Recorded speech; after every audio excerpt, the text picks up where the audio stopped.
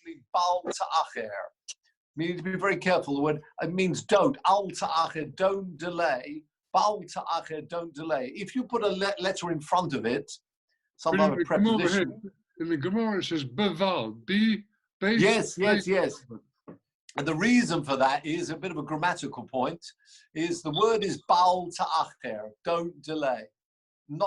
Don't confuse that with ba'al, which means a master. That's why it's very important, at the end of in Ritzein, when we say Ritzei in benching, we say ba'al hanechomos, which means the master of comfort. Don't pronounce that ba'al nechomos, which means no comfort, cannot give comfort. That's quite the opposite. Here we're talking about bal ta'acher. The word is bal ta'acher. If you put a preposition in front, like a base, then you lose that dogesh in the letter. Mr. Myers, remember all the grammar we learned from him in Hasmonean. I'm sure Robert remembers Mr. Meyer well, and Mervyn too. Yes. Yeah, so the word... I've spent 40 years reacting the memory, and now you remind me about it. Oh, I'm sorry. You may not sleep tonight.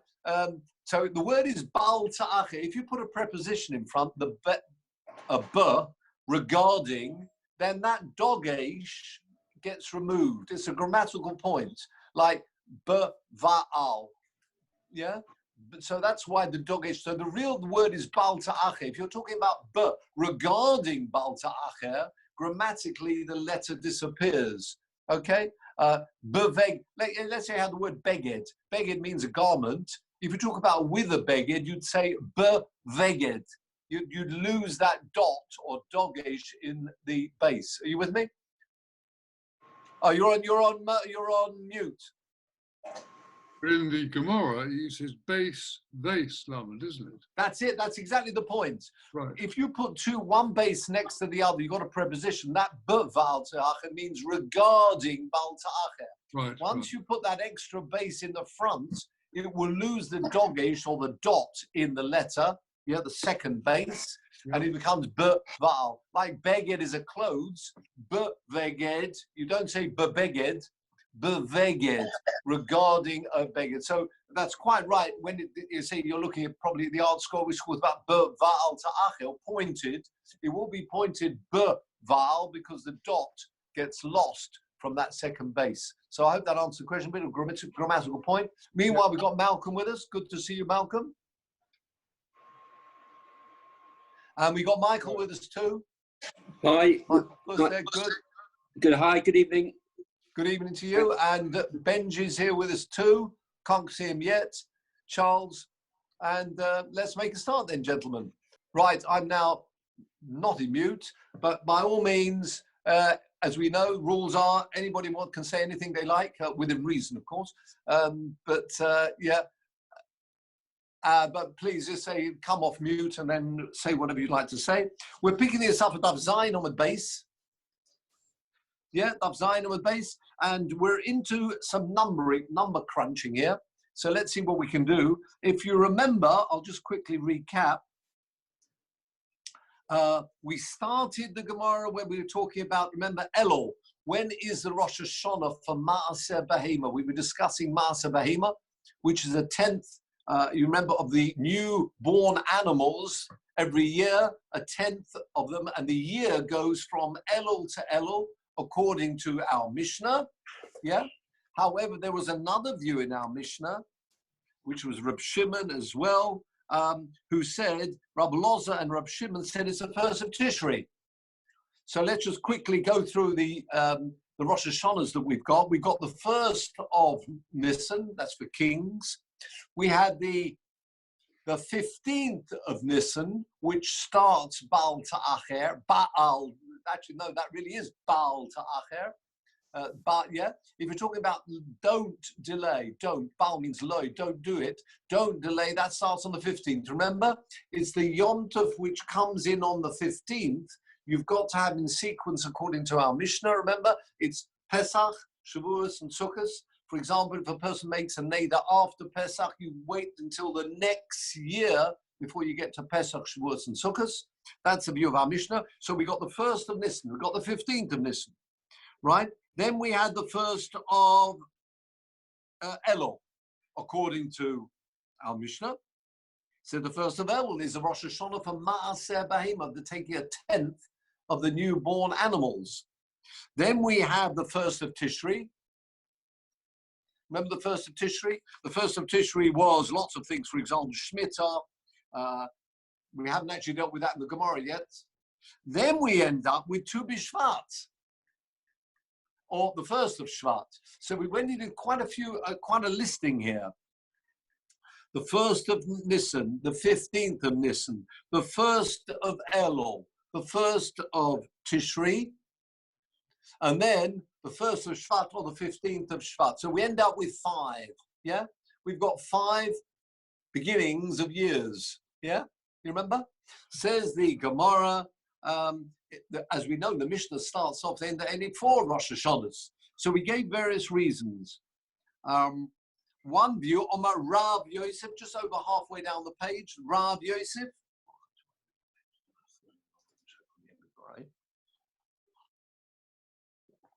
Remember, this is the view of Rebbe. Review of Rebbe is that, in fact, he's taking some according to some and some according to the others. So he's listed 5. But when he says 4, he means there are going to be 4 according to Rab Meir and 4 according to Rab Shimon. What do I mean? You've got the first of Nisan, the 15th of Nisan. Now, if you take the first of Elul, that is the view of Rab Meir. Rab Meir holds for the Aveira of Bal Ta'acher delaying, it's just 1 Yom Tov. So what will come out of the numbering will be the 15th of Nisan. You with me? The 15th of Nisan is only a Rosh Hashanah if they are 3 in order. So that will come out. That gives you 4.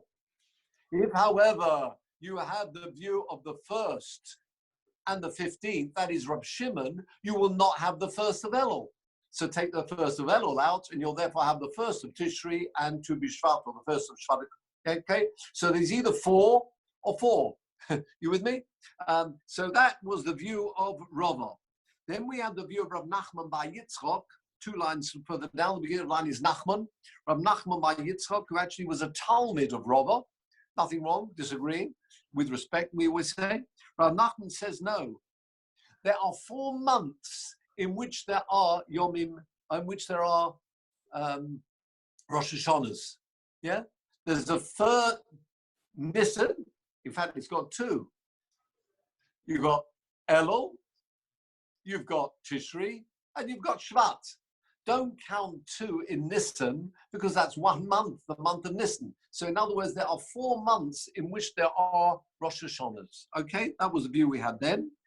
Now we pick this up when it says Meisvei. Meisvei, beginning of the line is Kamo. You got the word Kamo in the Gemara? About 10, 12 lines up. Kamo Rosh Hashanah, and I've got a full stop in mind. We started this last week. Meisvei. There's a brisa which says there's another couple of first days of Rosh Hashanahs. What do you mean Rosh Hashanah? One of them was Shisha Asa B'Nisan Rosh Hashanah LaOmer. Remember we spoke about this last week. The 16th of Nisan, what happens? The Omer offering is bought. Remember, it's brought and made of barley. From then on, it's permitted to eat. We spoke about this last week. Chodosh, new crops. That means anything which has grown that year is now permitted. So that is the Rosh Hashanah, allowing people to eat from the new crop in that year. We spoke about whether it's relevant today. Most people say it is. Yeah. So you obviously nowadays, as I say, most of the shops, Grudzinski's or anywhere you like, they would be using what we say old crops until you get to the date of going beyond Pesach. So again, the 16th, I've got a new Rosh Hashanah. The 16th of Nisan enables people to start eating from the crops, wheat, barley, whatever you like, which has grown that year. Prior to that, it's not permitted. So I've got another Rosh Hashanah, and there's another one. Shisha B'Sivan, which is Shavuos. Rosh Hashanah l'shtei alechem. It's another Rosh Hashanah. It's permitting something else. Now, this is new for us. Have a look at Rashi, where it says Rosh Hashanah l'shtei alechem. Have you got it? It's about 8 narrow lines up in Rashi. Actually, 9 narrow lines up in Rashi. We're talking here about Shavuos. Shavuos is a Rosh Hashanah. He says here for shtei halechem, 2 breads. What's that talking about? Have a look at Rashi. Rosh Hashanah l'shtei halechem, nischadsho hashana. There's a new year, nischadsho, chodesh year, hashana, from chodosh. Lohovi There's a special korban which is brought on Shavuos. It's Shavuos, but there's also what's called their 2 breads which are brought. Once you've brought those 2 breads, continues Rashi, Lahovi menochos min hachodosh. You can bring any mincha, a flour offering in the Beis Hamikdash, is allowed to be brought from the new crop. Interesting. There's a different date for the public and the Beis Hamikdash. Shehoimer, continues Rashi, the barley offering that you brought on the 16th of Nisan, matir bimdina. That allows people outside Yerushalayim or anywhere else besides the Beis Hamikdash to eat from the new crop. Ushtei alechem, the 2 breads that are brought on Shavuos, allow the Mikdash, the Beis Hamikdash, to start utilizing the new crop for their meal offerings. If any meal offerings are going to be brought, you cannot use the new crop that's actually grown this year until you get beyond the new crop from Mincha in the Beis Hamikdash is from Shavuos onwards. Absolutely. Can I just ask something? But I thought in the Beis Hamikdash, but at least the Omer, which is barley, isn't it? That is allowed, isn't it? From absolutely, you're absolutely right. That's the only one that can be brought. Good to, Johnny here as well. Good to see everybody going around. You're quite right. What we're saying here is for any mincha which is being brought, besides obviously that barley offering which is brought on the 16th of Nisan. So it's a good call. The barley offering is not considered a normal mincha offering, but the normal mincha offering that will be brought whenever we talk about a soles mincha, a normal mincha offering can only be brought with the new flour once you've gone beyond Shavuos. So we've now found another date, which is like a Rosh Hashanah. It's an enabling day. Yeah, we've got the 16th of Nisan, which enables people to eat from the new crop back at home. And we've got Shavuos, which allows the korbanos brought in the Beis Hamikdash to be brought from the new growth, the new wheat, that has grown. You with me? So we've always been focusing on the different Rosh Hashanah. We now have 2 more, and the question is, what's happened to them? In fact, even more than that, if you remember, according to Rava in the Mishnah, we said there were 4 Rosh Hashanahs. So we said, in fact, there are more than 4. What it meant by 4, it meant 4 according to Rab Meir and 4 according to Rab Shimon. Do you remember? According to Rava, the 4 according to Rab Meir was the 1st of Nisan, the 1st of Elul, the 1st of Tishri, and Tu B'Shvat, and he removes the 15th of Nisan because he holds there isn't for Baal Ta'achid delaying being korbanos is not applicable to him because he holds just one Yom Tov and you fall foul of Baal Ta'achid. Rabbi also said, according to Rab Shimon, there are 4, a different 4. There's the 1st of Nisan, the 15th of Nisan.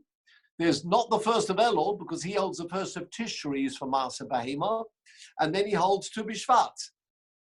So now the Gemara says we found 2 more. So how could this Mishnah in the beginning of Rosh Hashanah say there are 4 according to Rab Meir and 4 according to Rab Shimon? There are in fact 2 more. There should be 6. Have a look at the Gemara. Meisvei. Shisha also benisim, beginning of the line, Rosh Hashanah la'omer. Shisha besim Rosh Hashanah, beginning of the line, Lishtei Alechem. Rava, according to Rava, who wanted to say there were 4 Rosh Hashanahs according to Rab Meir, and 4 according to Rab Shimon, and they are different dates.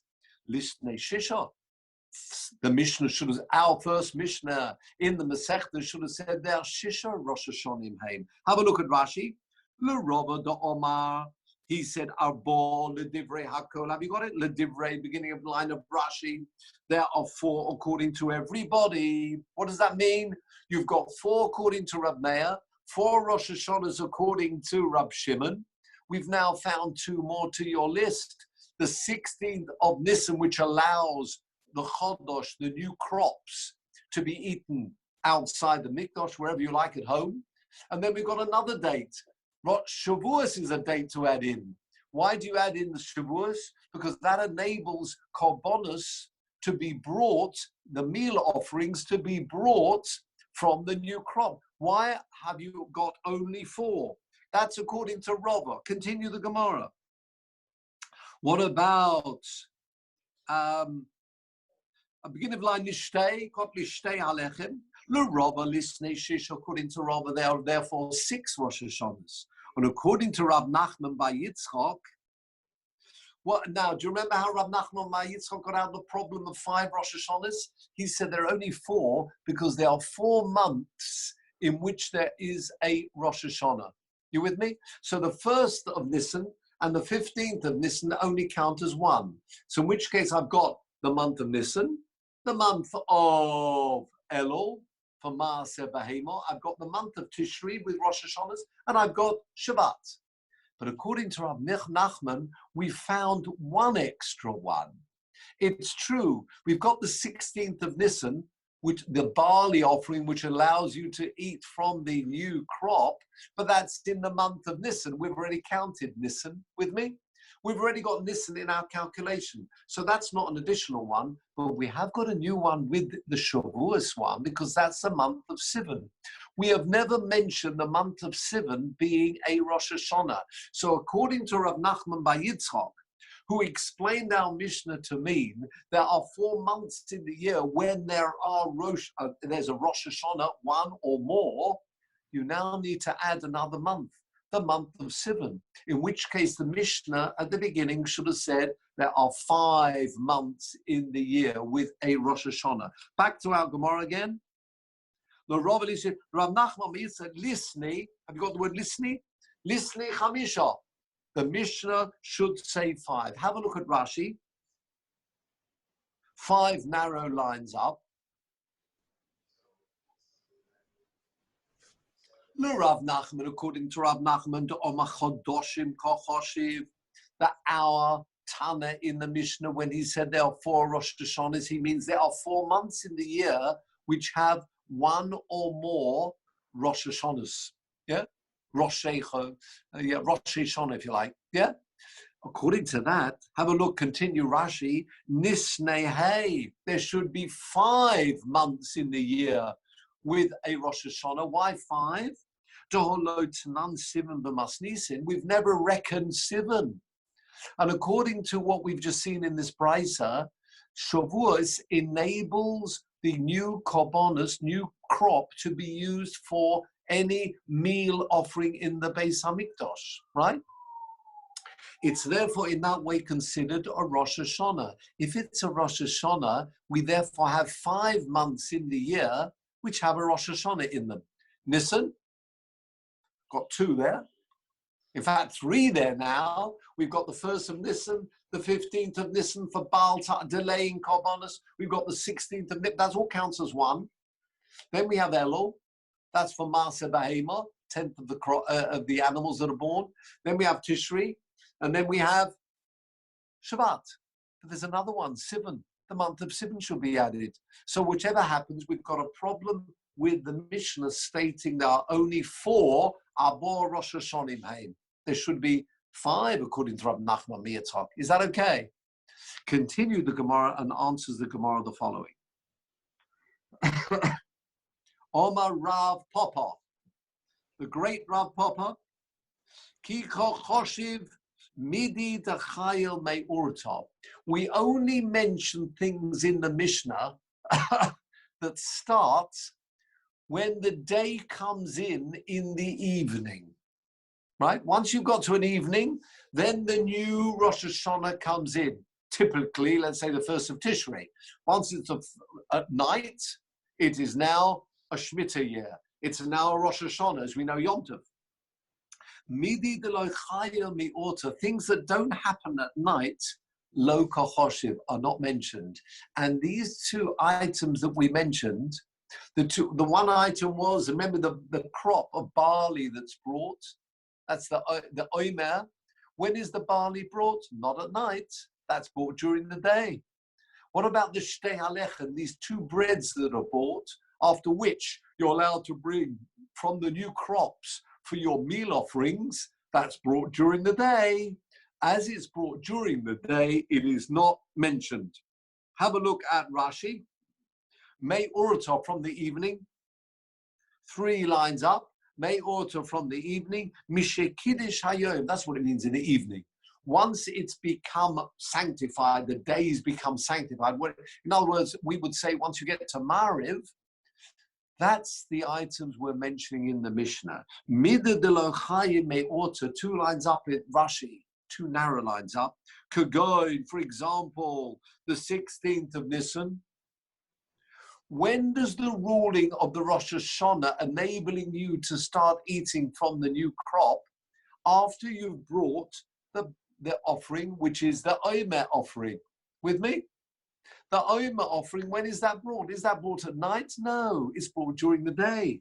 Lo nischad shoshana, therefore the year of allowing you, enabling you to eat from the crop that's grown that year will only apply during the day. As it applies during the day, as Rashi says, Lo nischad shoshana lechu min hachodosh me'erev, in the evening, ad l'mocha, until the following day. You with me?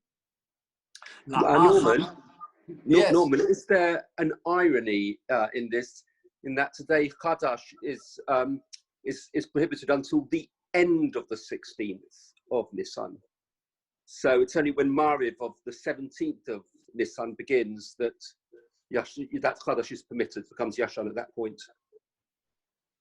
You've got a good point, and the reason for that is it really should be. You're following on from your Gemara Sukkah again. I can see, which is great stuff.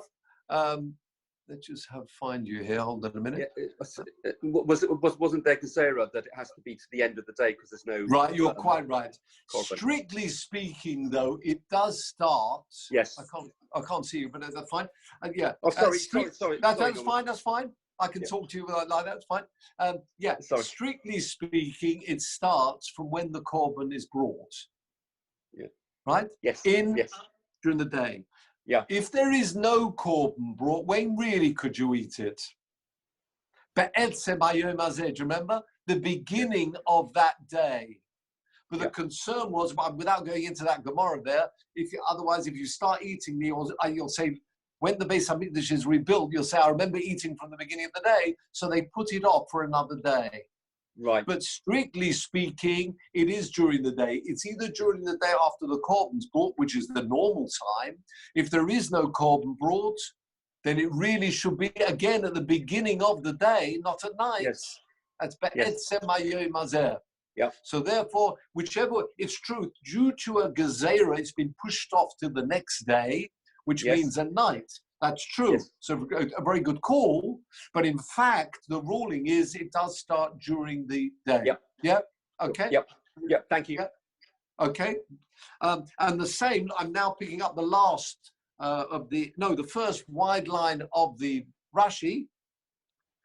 Again, that's Shekorah v'oima v'chein b'shisha b'sivan. The same halacha will apply on the 6th of Sivan. What does it mean, the 6th of Sivan? When you brought the shtei alechem, the 2 breads, which is only done during the day, then you can start bringing from the new crop for your mincha offering. With me? So therefore, both these 2 items are only start during the day. as they start during the day, that is not what the Mishnah is talking about. The Mishnah, when it says there are 4 Rosh Hashanahs, it only is talking about things that start in the evening. So therefore, we do not have a problem about that. Says the Gemara, yes, we do. Says the Gemara. Have you got a big line? Is ko choshiv. Just 1 minute. Let's go back now to Baal Ta'acher, not delaying. Yeah? Normally, when does a person bring korbanos? Any korbanos that a person brings, there's the Talmud, which is the very first korban which is brought every day, the continual offering, Talmud in the morning, Talmud in the afternoon, and it actually acts as a sandwich. What do I mean by that? It's the 2 ends of the sandwich, yeah? The first korban every day is a Talmud, the last korban of the day is a Talmud, and all the rest of the korbanos, private, communal, are brought during the middle of that, yeah, which is from beginning to end. Okay, maybe Pesach is different, but the korbanos are brought. Now, if a person says they are going to bring a korban, let's go back to, we can't get away, can't escape from Baal Ta'acher, I'm afraid. I know we've been trying. Baal Ta'acher, which means delaying bringing korbanos. Okay, a person says they're going to bring a korban. When does he have to bring that korban? So we said the Baal Ta'acher kicks in, the Aveira already starts, and you start the counting from when you get to Pesach. Remember? You get to Pesach, then it starts. When, therefore, will the Aveira of Baal Ta'acher start? And then you're going to count the 3 Yom Tovim. When are you going to start counting from Pesach? When on Pesach are you going to start counting Baal Ta'acher? Well, the suggestion now is you can't bring any korban before the Talmud is brought, right? So it's only going to apply in the day. Once you brought the Talmud, you're now started the clock. The clock is starting from a moment you didn't bring the korbanos, you promised to bring a korban. Now the clock starts. When does it start? It starts from when you are now able, and you should have brought the korban earlier, but now the clock of the 3 Yom Tovim will start. And the suggestion is, back to our Gemara, beginning of line is kochoshiv. V'harei regolim. What about regolim? What about regolim? Regarding regolim and Baal Ta'acher, Delo chayele meuta, they don't start at night because you can't bring a korban at night. And therefore the suggestion is the count, the clock will only start ticking in the day because that's the time you can start bringing a korban. The kochoshiv, and it's mentioned in our Mishnah. Are you with me? We've said in answer to the question that our Mishnah only reckons out items which start at night. That's why other items which start during the day are not included. But Baal Ta'acher, when is that going to start? The Aveira of Baal Ta'acher, the clock starting, will only happen during the day. Have a look at Rashi here. First wide line, or medium-sized lines, I should say. Ba'arei regolim, what about the regolim? Diktoni masnisim, the Mishnah did mention that. Le'inyan, Baal Ta'acher, there's your Baal Ta'acher. Notice there's no ayin, as I just mentioned before. It's not Baal Ta'acher, it's Baal, lacking of delay, don't delay. Now, this is the point. We think at the moment, Baal Zaman of Baal Ta'acher, this Aveira of Baal Ta'acher, the clock starting, only happens in the day, Lav Me Uratuhu, does not start at night. It does not start when the Yom Tov comes in of Pesach, until the time comes when it's possible to bring this promise that you brought, that you said that you were going to bring a korban. That this only applies, says Rashi, Ad sheyakriv tomid shel shachar. Only once you brought the tomid in the morning. She'ein korban kodim lo. You with me? So the question the Gemara is asking is, if we say that our Mishnah only reckons out items which are applicable from the night, like Rosh Hashanah, the Rosh Hashanah that we know, the first of Tishri, starts at night. Baal Ta'acher does not start at night because you can't actually bring a korban at night. You can only bring a korban during the day. With me? You can only start bringing after you brought the Tomid. In which case, how can our Mishnah reckon Baal Ta'acher? Says the Gemara, you've made a mistake. Back to our Gemara, where there's a little aleph. Answers the Gemara, Kivan the Tzorich, you've made a mistake about Baal Ta'acher. What's the real rule about Baal Ta'acher delaying? If a person says at any time he's going to bring a korban, from then on, he's got to start bringing the korban. It's not that the Aveira Baal Ta'acher only starts from the Yom Tov. Look at Rashi here, the Gemara. Kivan shetzorech la'asuye me'ikora. He needs to bring it from the time the person said they're going to bring a korban. Therefore, machayev v'koi. He is mechuyev already, and when the Yom Tov comes in, you with me? When the night falls, you can have the Aveira and the clock starting from then, because you should have brought the korban earlier. You don't have to wait till Pesach to bring the korban that you promised. You with me? If a person in the middle of the winter says he's going to bring a korban, you don't have to wait till the first day of Pesach to bring that korban. That's what we were thought. And therefore, Baal Ta'acher will only kick in once you've brought the korban in the day. It's not true. Once in the middle of the winter, when a person says they're going to bring a korban, they should bring it immediately. They have a chiyuv to bring the korban immediately. With me? The Baal Ta'acher that comes in is the clock ticking. That can start from the evening, because you should have brought the korban earlier. You with me? Have a look at the first wide line of Rashi. To bring it, you should have brought it from the very beginning. It's true, the Aveira of delaying only starts from Pesach, Shavuos, and Sukkot, but it doesn't just start in the morning, because you could have brought the korban much earlier than that. Have a look at Rashi here. He is already obliged to bring this korban much earlier than Pesach. It's when he stated he was going to bring a korban. With me? He's obliged and standing to bring that korban. Mishor, from the time, says Rashi, Shenodar, when he made the neder, the vow that he was going to bring the korban. He could have brought it before Yom Tov, on the Erev Yom Tov. He could have brought it much earlier.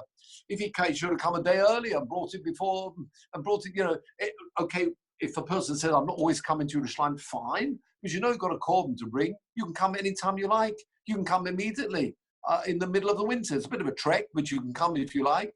If you want to, bring on Erev Yom Tov. With me? The Yom Tovim are only affixed and established Baal Ta'acher regarding Baal Ta'acher le'inyan hakrovas korban, regarding bringing this korban ela le'inyan meichel oleh Baal Ta'acher, from the start of the 3 Yom Tovim, and that actually can happen. Me'urta namichail, it could actually happen from the evening. You with me? So even in the case of Baal Ta'acher, it's true you can't bring a korban at night, but you should have brought the korban earlier. All we're saying is a clock to start ticking will start ticking at night. With me? In fact, if you have a look at Tosfos, it's a bit more complicated, but have a look at Tosfos, not the penultimate Tosfos. We don't have to see all of this, but go from 2, 3, 4, 5. 5 narrow lines up in Tosfos. Have you got 5 narrow lines up in Tosfos? Slightly different way of explaining Rashi. bit more subtle. Do you remember what happens if somebody says in the middle of Pesach they're going to bring a korban? When does it start? Not then. You'll have to wait for. You need three. A Pesach has to start from the very beginning of Pesach. I don't want to confuse people. I'll just quickly say this. Tosfos v'hod de pirush kam b'kuntras, where Rashi mentions the me'uta chayil, it starts from the evening. Hainu le'inyan, regarding the imuchuyev ma'oyme lifnei haregel, as is mechuyev to bring it before the Yom Tov, ikakule regel. He needs the full Yom Tov. The nichnas regel, if already it started only during the middle of in the day, because imagine a person in the morning makes a neder. Even though he's missed the first night, he now has to wait a whole year to start the sequence of Pesach, Shavuos, and Sukkot. Well, let's not go into too technicalities here. What Tosfos is saying is there's another good reason why it starts at night. The Yom Tov starts at night just to cover those people who make a neder in the night. You need a complete Yom Tov starting from the very beginning. So there's another good reason why it starts at the very beginning of the night when Yom Tov comes in. But let's stick very, very simply, as we explained before, according to Rashi, which is the following. A person is obliged, once he says he's going to bring a korban, to bring that korban. Right? He should have brought in Erev Yom Tov. Once Erev Yom Tov has passed and we've started Pesach itself at night, from then on the clock starts to tick. It's true he can't bring a korban at night, but that's irrelevant. He should have brought it earlier than that, and therefore you can have the clock starting from the night. If it starts at night, then it's perfect. You can have in our Mishnah mentioning Bal Ta'acher. Why? Because Bal Ta'acher is another item which starts at night.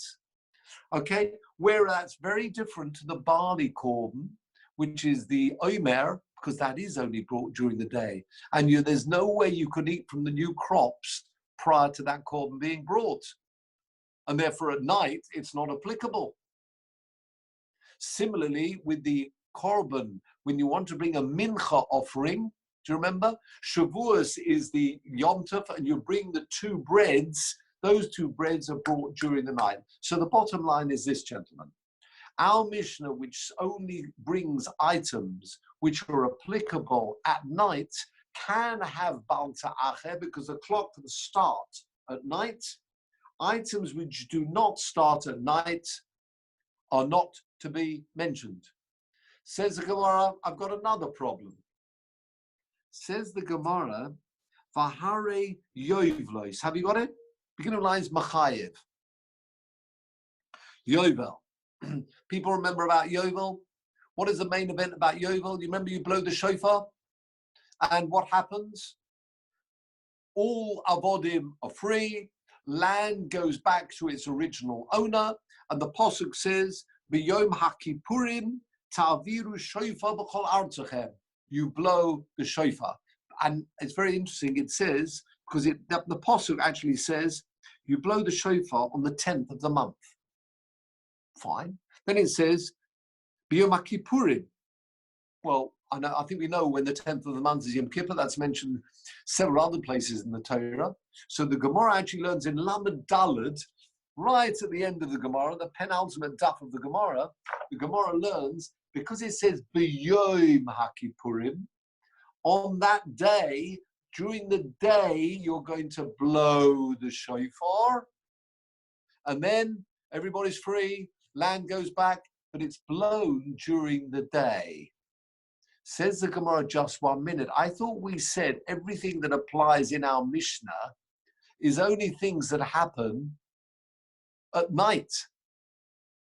And what are you going to do with that? If the shofar's blown during the day, yeah? Have a look at... Can I ask a question? Yes. Why can't we blow the shofar on Yom Kippur during the day? You can blow shofar. You do. We do. Exactly. That's what we do. We blow it at the end of the day. When it's No. when it's You're no longer- thinking of Yom Kippur. You're thinking of Yom Kippur today in the Yeah. shuls, where that represents the end of Yom Tov. That is very different to, although some people say there is a bit of a hint there as well. There's a separate mitzvah which in the Jubilee year, during the day, first thing in the day, a shofar is blown. Imagine that every 50 years, the shofar is blown. There's a mitzvah, the Yom HaKippur in the day, not the end like we do. During the day, probably first thing in the day, the shofar is blown. At that point, all the avodim are free and all land goes back. That is the mitzvah once 50 years. But it's on Yom Kippur. On Yom Kippur itself in the day. And he says So- B'yom. So there's no prohibition as such of blowing the shofar on Yom Kippur. Correct. There's no prohibition of blowing a shofar on Rosh Hashanah, really. Because blowing, and that's something you'll appreciate. Strictly speaking, the shofar is called, it's not a malacha. There's no malacha. It's called an umnus, as you know, blowing instruments. It's not, well, once you know what you're doing, yeah, it may be a bit tough on the chest, and the lungs, maybe, but it's not considered a malacha. However, there's concerns about the shofar, why we don't blow it on Shabbos. That's a separate thing. If it falls on Shabbos, that's the carrying. We've spoken about this before. If there's no Eruv, you may come and carry. You might be carrying the shofar. If there's no Eruv around, a person is getting a bit concerned, may end up carrying the shofar. That's why we don't allow it. But there's no strictly a prohibition to blow a shofar. And you're quite right. That's why on Yom Kippur, in that Jubilee year, we stick to the real, the letter of the law, which is blow the shofar on Yom Kippur. But that's only blown during the day. Now, if that's also case, it's just in Jerusalem, isn't it, Norman? It's just in the Beis HaMikdash. It's only allowed that on Shabbos in the Beis HaMikdash, isn't it? Yes, it is. And the reason for that is... Shavuos BaMikdash. Yeah, they're very good. You're absolutely right. Even if Rosh Hashanah would fall on a Shabbos in the Beis HaMikdash, that's a very good call. That's going to come up. I won't answer. I won't attempt to guess when we're going to learn that Mishnah, but it's some way off. And later on in the Parokim, you're going to learn exactly that halacha. That it's only in the Beis HaMikdash they permitted it, and the reason for that is because in the Beis HaMikdash people are scared stiff. Nobody's going to carry a shofar in the wrong place. We're in front of the Beis HaMikdash there. You imagine the awe. It's really awesome in the Beis HaMikdash. But otherwise, there's a normal rule. We have the same rule applicable to lulav. But we don't actually do it on Shabbos. But strictly speaking, there's nothing wrong blowing a shofar. It's a chokhmah. It's not a malacha. It's a chokhmah, and therefore, strictly speaking, it's allowed. And therefore, on Yom Kippur, we would blow the shofar on the day of Yom Kippur, releasing land and releasing servants. Mervyn, isn't it also walled cities? I thought you were allowed to blow it in some walled cities on the Shabbat. You're very good. Yeah. We'll get if they could see Yerushalayim. Quite right. That's a mission later on. But you can see from there that there is no problem about actually blowing the shofar on Yom Kippur. Now, the point we're mentioning is, we mention in our Mishnah that it says one of the Rosh Hashanahs is Yovel. Well, 1 minute. Yovel, you're blowing during the day. And we said we're only mentioning items in the Mishnah which happen at night, from night. Yeah? Everything that happens from the evening could be mentioned in our Mishnah. Why does our Mishnah mention Yovel? Have a look at our Gemara here. 1, 2, 3, 4, 5, 6, 7 up. That's a good one. Like that. 7 up. Yes, yeah, got a smile from some people. You cannot blow the shofar at night. You blow the shofar of Jubilee year during the day, and nevertheless, Yovel, which means, therefore, the whole Yovel actually starts only after the shofar's blown. How can it be mentioned in the Mishnah? Says the Gemara, Rabbi Yishmael ben Noshe Rabbi Yochanan ben Beroikahi. Our Mishnah is the view of Rabbi Yishmael ben Noshe Rabbi Yochanan ben Beroika. What does he say? It's a fascinating Gemara. It's on Daf Ches Amud Beis. Although the shofar is blown on Yom Kippur, the Pasuk says, B'yom HaKippurim ta'aviru shofar. B'chol artzachem. Yeah, you're blowing the shofar. That's the announcement of everybody free, right? That's done during the day. That's actually done on the 10th. There's something else that happens from the 1st. Have a look. Da'oma me Rosh Hashanah Chayil Yovel. The Yovel actually starts from Rosh Hashanah. That's amazing. Have a look at Rashi here. Bahari, second wide line. Bahari Yovel diktoni b'Rosh Hashanah demasnisen. Yovel is mentioned in our Mishnah, and I thought we were only having items mentioned in the Mishnah that happen from the evening. But Yovel happens during the day. You blow the shofar during the day, and then everybody's free. Land goes back. Continues Rashi, Deloy Chayla. Ela al yedei tkiyas shofar. This is still part of the question. It's only applicable when the shofar is blown, the bezdin. It's not the normal shofar here, it's a shofar of bezdin. Va'ena ela b'yoyim. This only happens during the day because there's a pasuk, b'yoyim ha'kipurim ta'viru shofar. That's a Gemara that's going to come up in Daf Lamed Daled. Answers the Gemara, our Mishnah is the view of Rabbi Shmuel. Look at this next Rashi. Lekamon bepirkin. Later on, not very far to go, Daf Ches Amud Beis. And he says that from Rosh Hashanah Chayil, de'enoi tolu b'tkiyah. It's not dependent on the tkiyah. What does that mean? Hilkoch me'uta de Rosh Hashanah Chayil. Have a look, gentlemen. Have a look at the next page, Daf Ches Amud Beis. I know we're jumping. Daf Ches Amud Beis. And have a look at the 4th wide line down of the Gemara.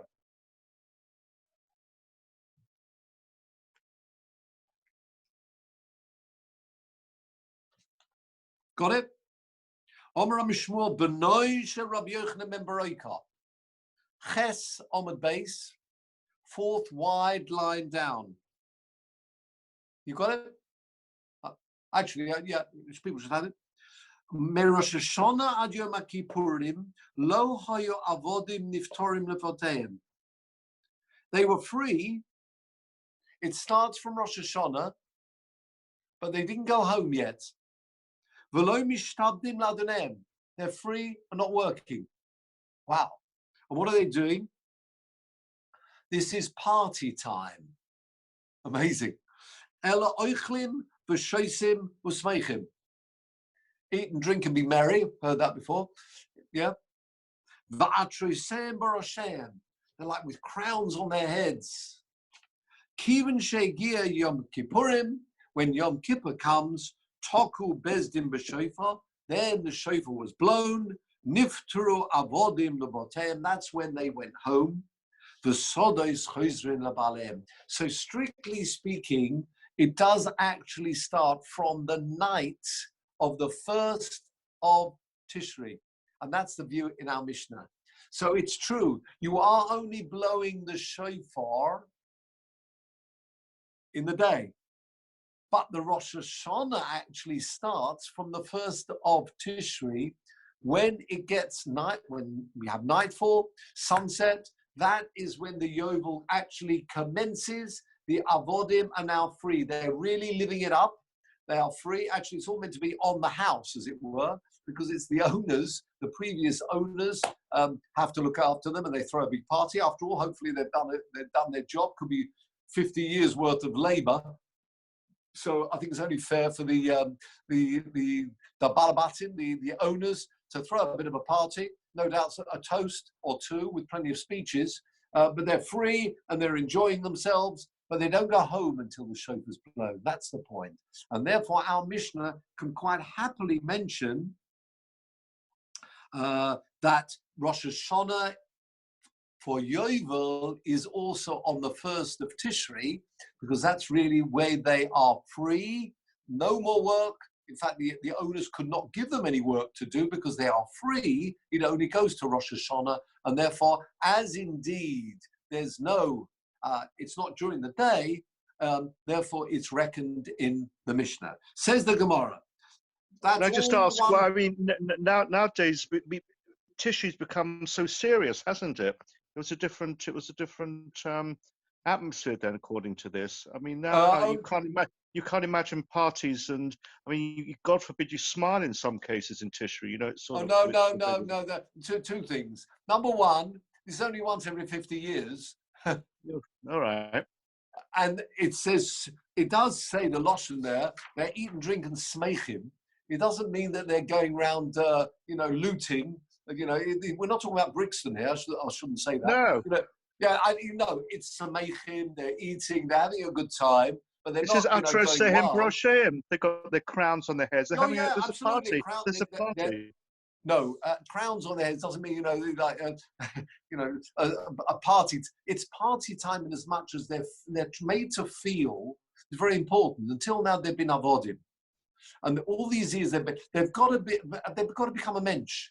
They've got to feel, and we try and pick them up. And in fact, that's a duty really of the owner to try and pick them up and say, look, now you go on your own way, set up a business, go home. You've been a servant till now. The land goes back to you, and it's a bit of a pickup.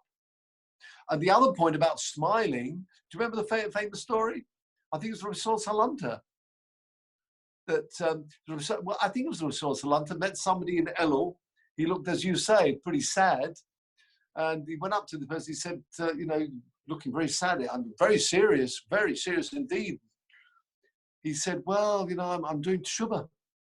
So apparently he said to him, if you're doing teshuvah, I have to suffer. Which means if someone's doing teshuvah, that's all very well. But it doesn't mean to say you shouldn't have, there's a simcha sachayim. Nobody's asking you to really, it's not Purim, that's true, but it's simcha, which means there's always you've constantly got to have the simcha and the smile. In fact, even Rosh Hashanah itself, we've spoken about this. It's considered a chag. Do you remember Ba'kesel Yom Chagenu? It's a chag, and there's a particular mitzvah mentioned after you finish shul on. It's a whole simon in Shulchan Aruch. After you finish shul on Rosh Hashanah, smeichim. It also mentions the word smeichim. You're meant to go home and have a Yom Tov meal. It's not, again, we're dressed accordingly. It's not Purim, but you're dressed accordingly. It's Yom Tov. There's meant to be the simcha here, and I think the same thing here. It's a pickup for these people who were avodim all these years. Says the Gemara, back to our Gemara. Says the Gemara, a new view here. 4 lines up. A total different answer.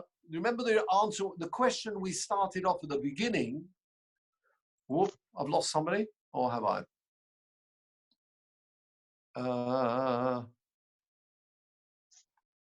Yeah, I'm okay. The question we started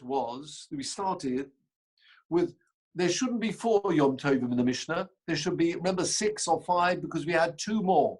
One was for the Omer offering, and one was for the offering of the Shtei Halechem, which permits the mincha to be eaten. So why does it mention just 4 Rosh Hashanahs? There are really more than 4. Rab Shisha, 4 lines up. Rab Shisha Bereder Rav Idi Omar. No, I've got a different answer. Ki Kochoshiv, you know what the Mishnah is discussing? Midi Deloi Toli Bamaisa. Things which are not dependent on an action. Things that happen automatically. Like when a Rosh Hashanah comes, it's Rosh Hashanah. It's Shemitah year, it's a Shemitah year. Even the Yovel year comes, it's there. It's not dependent on an action. Says the Gemara, anything which depends on an action is not mentioned. Have a look at Rashi here. Toli b'maisa, 4 lines up, 4 lines up from the end of the Omid. The Toli b'maisa, things which are not dependent on an action for them to happen. Have a look at Rashi. Kenisas Rosh Hashanah Shelhem, all the items we mentioned in the Mishnah, Eino Teluyo B'maisa. They're not dependent on an action taking place. Elo Mishehigia Hayoim Haver Rosh Hashanah. When the day comes, it's Rosh Hashanah. Umischadeshe Shashona Lemilse, and the new Rosh Hashanah, the new year for whatever item it was, happens automatically. Midi, next Rashi, Midi de Toli B'maisa, something which is dependent on an action, Kegoin, the Oimer, Rosh Hashanah Oimer, or the Shtei Alechem. You've got to bring these korbanos. You are not, let's go back to the Oimer one. Remember we spoke about Chodosh? Chodosh is permitted once that offering, the barley offering, is brought, is depend on an action. So therefore, it's not mentioned in our Mishnah. Our Mishnah is very straightforward, wants to have items that happen automatically. Let's have a look at the Rashi here. Ein, beginning of line, 2 lines up. Ein hashona mischadeshes. The new year will not happen, and the permission to eat from the new crops won't happen. Lahate chodosh, to allow chodosh, that's the new crop. B'medina, that's outside the Beis Hamikdash, and that was, remember, the 16th of Nisan, that's the barley, the korban oimer. Oiber Mikdash, or in the Beis Hamikdash, that was the 2 breads. There were 2 breads that were bought on Shavuos, and that enabled the mincha offering, the korban that came from wheat, barley, that enables the korbanos to be brought from the new crop. Ela b'hakrovos oimer v'kivsei atzeres. You'd have to bring, there was breads to bring, there was also another korban, which was that there was a lamb to be brought. You with me? So therefore, the Gemara is a totally different answer. The reason why we didn't mention those 2 items is because they are dependent on an action. Can I just ask? Yes. Baal Ta'acher, maybe I'm not completely understanding what Baal Ta'acher is, but does Baal Ta'acher not rely on somebody making a neder that they're going to bring a korban? You've got a good question, but slightly different, because we're not talking about word. I mean, the Aveira of Baal Ta'acher is, obviously, you have to say that you're going to bring a korban. Once you've said you're bringing a korban, it will happen automatically. You'll have the Baal Ta'acher. Right. It's the Baal Ta'acher. There is a bit of a problem with Baal Ta'acher. The Gemara is going to ask that now. A slight twist on what you're saying. Have a look at the Gemara. V'harei regolim midi de tole b'maisa v'kochoshiv. There is an action with Baal Ta'acher. It's true. You've got a double point here. What about speech?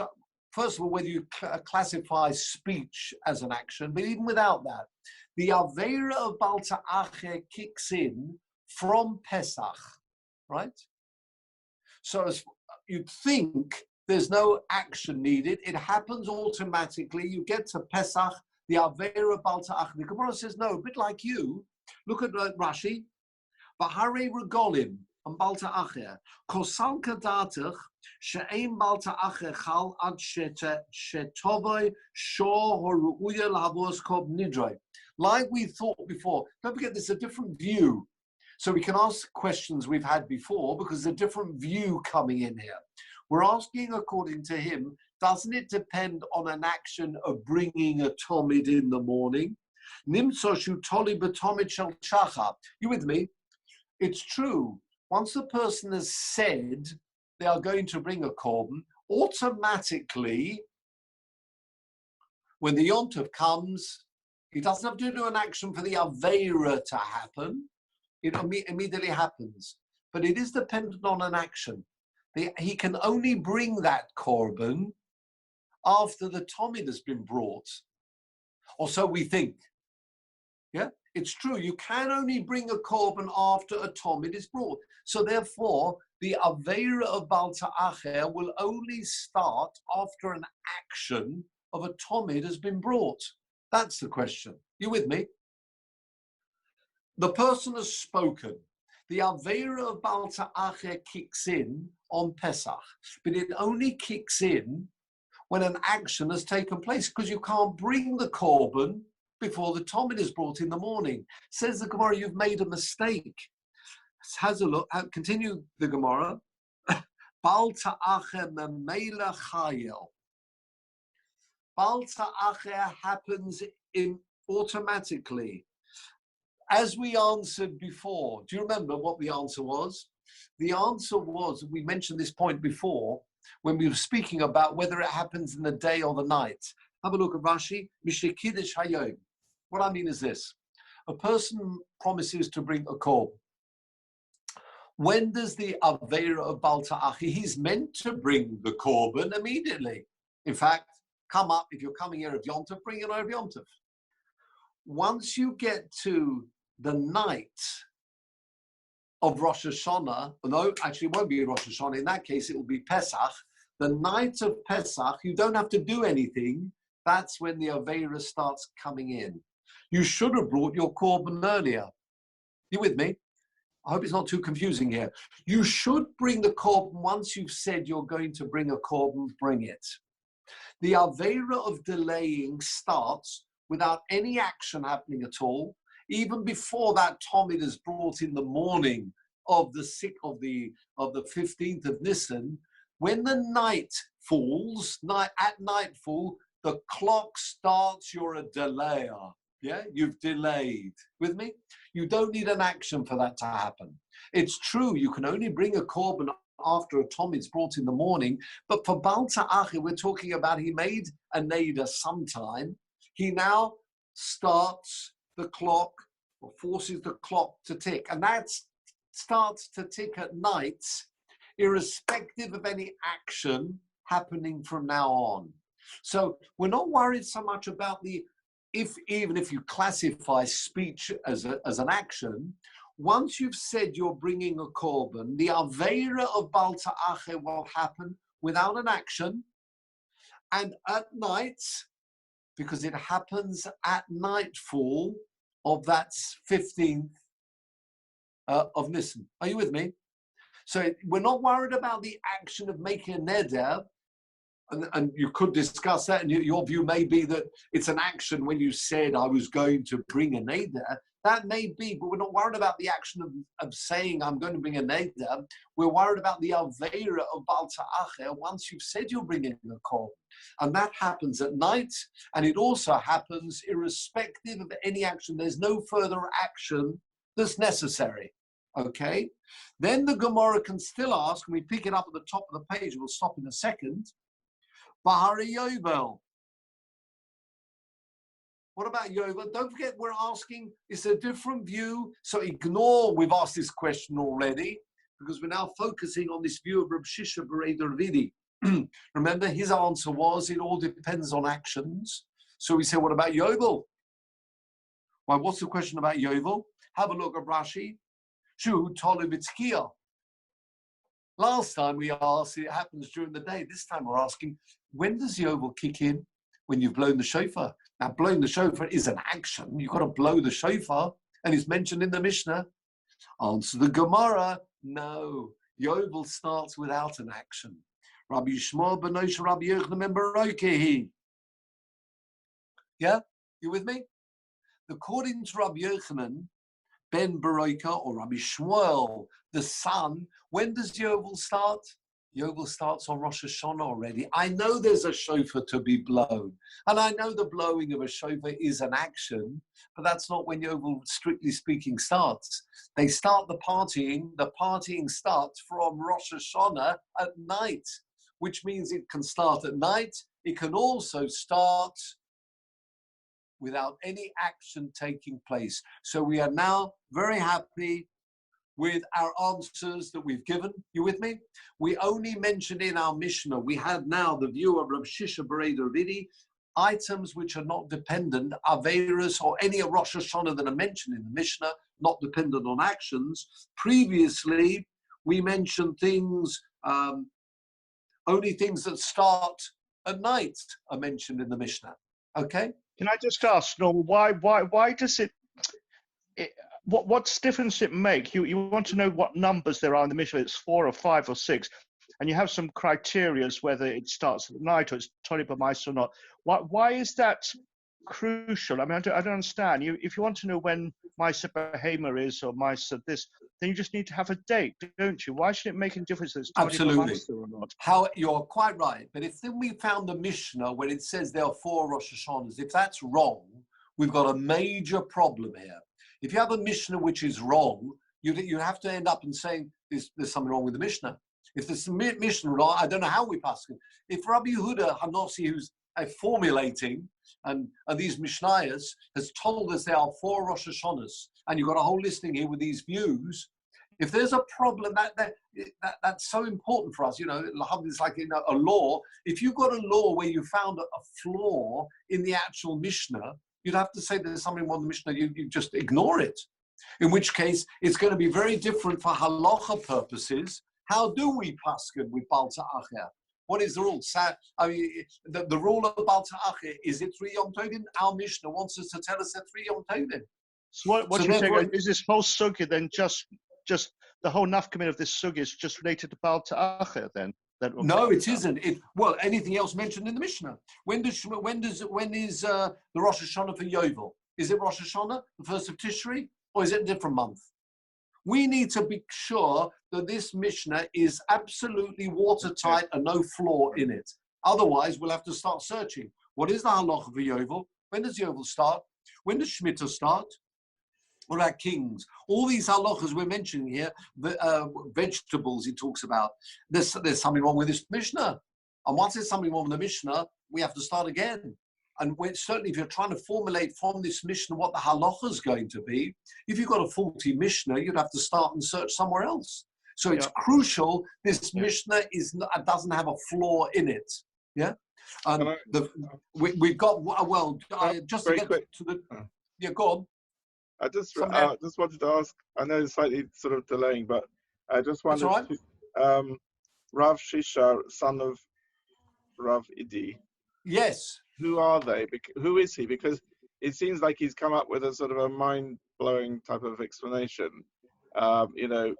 which has sort of taken us completely by surprise. I mean, the explanation about the Tishrei is sort of specifically about the Yovel. That's one thing, but this is about the whole concept. So he's really original. I mean, is it mentioned throughout Shas? And Amora mentioned throughout Shas. Some people put him at the same time as Rav Papa. A late Tana, not too late, earlier than Rav Ashi. We're going to mention in a moment. What we're trying to do is the following. We've got a problem with our Mishnah because it says 4. That number seems to be wrong. If it's wrong, then you just tear up the Mishnah and you start again. We've got to have something which is watertight without a flaw in it. So we've come up with an answer. We had Rava. You're right, Rava, perhaps very well known. Some people say that the most often quoted Amora in Shas is Rava. Then we have an Amora not mentioned that often, but either he's got a tradition or a suggestion and it fits very nicely. That's fine. Any Amora has the power to come forward with a suggestion. Even if he may not be mentioned that often, it doesn't matter. And so an Amora, not mentioned that often, but yeah, a man and a later Amora, which is fine. Just to conclude, we finish just very quickly, as we're there, have a look at the second line of the Gemara. Rav Ashi, I'm keen to get to the 2 dots. Rav Ashi Omar, got it, top line? Now here you are. Look at this, Malcolm, a totally different answer for everything. We've been looking for the 4 months. Are there 4 Rosh Hashanahs? How do you count? We ended up with big problems because if you're going to have Elul counted, then you end up with 5. Remember, there were a big problem. What is going on here? Said to Rav Ashi, I've got a very simple solution, and that presumably that's the way he'd always learnt. Abor Rosh Hashonim, Hein Shein, Abor Rosh Chodoshim. When the Mishnah said 4, it meant there are 4 Rosh Hashanahs which are on the 1st of the month. Don't worry about items that happen during the middle of the month. That's not what we're talking about here, which is brilliant because it now, Baal Ta'acher, which is on the 15th, will fall out. So we end up with just 4. Brilliant. You got the 1st of Elul, the 1st of Tishri, and the 1st of Shvat. Hold on. So Rav Ashi Yom Abor Rosh Hashonim Hein Sheheim Ba'abor Roshei Chodoshim. Says the Gemara, what? Steady on. If you're telling me they're 4, then what's the 4th? The 4th is Shvat. Says the Gemara Be'echad B'Shvat. Then that must be like Beis Shammai. And we know, we don't paskin like Rav Shammai, we always paskin like Beis Hillel. There are very few examples. In fact, the beginning of Adius mentions those few examples where we don't paskin like Beis Shammai.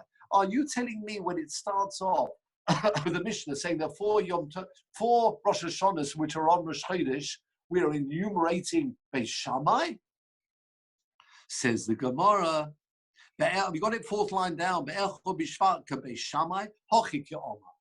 Shloisha ledivrei hakoil.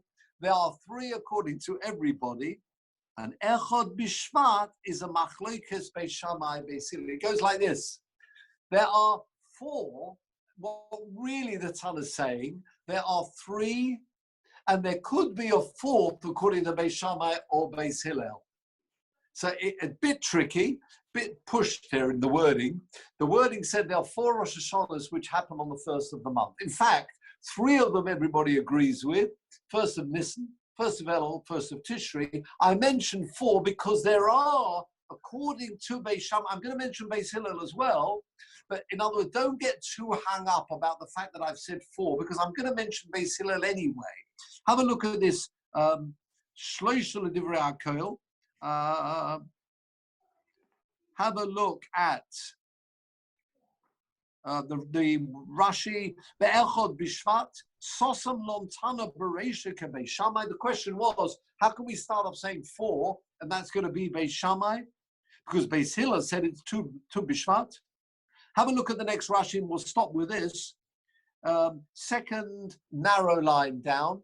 Are you up to where, are we okay, where we're up to at the moment? Rav Ashi says there are 4 Rosh Hashanahs which are on the 1st of the month. That's it. So leave out out of all of this. I've spent all this time on Baal Ta'acher. It's actually, according to Rav Ashi, not one of the enumerated number of 4. Because as we know, that will start on the 1st of, that will fast on the 1st day of Pesach, which will be the 15th. But there are 4 which are on the 1st of the month. Says the Gemara Hochi Kama. I'm doing the Rashi now. Hochi Ka'ona Matama de Masnisin. So the Tana of our Mishnah, Sosam Bereisha, it starts off, it's true, it's included the 1st of Shabbat, Rosh Hashanah, V'hoda Porish V'oz, but it's going to explain it in a minute. Don't get too worked up. In other words, if a Tana just mentioned the view of Beis Shammai and stopped, there'd be a problem. This Tana is not just mentioning the view of Beis Shammai. It's true, he's saying there could be, according to some people, there are 4 Rosh Hashanahs which start on the 1st of the month, but I'm going to get to Beis Hillel in my Mishnah, so don't pull me up for this yet. You with me?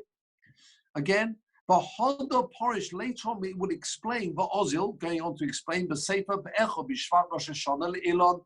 That's only according to Beis Shammai. L'meimra D'hoda Sosam Bereisha. The fact that I started off this Mishnah saying there are 4 Abor Rosh Hashanim, B'Rosh Chodoshim falling on the Rosh Chodesh, Lav Divrei HaKol, it's not according to everybody, Ela Beis Shammai Kol. So let me just explain this as a summary. We've finished up saying, according to Rav Ashi, there are 4 Rosh Hashanahs which fall on the 1st of the month. One of them is going to be the 1st of Shvat. Don't get worried about that. If the Mishnah would have just stopped there, you'd say, you can't just stop there because the 4th one is Beis Shammai. Says the Tana of the Mishnah, there are 4 according to some. I will explain, hold on, wait until I get to the end of the Mishnah, and there you'll see that I'm telling you there are 4 according to Beis Shammai, 3 according to everybody, 4 according to the Beis Shammai.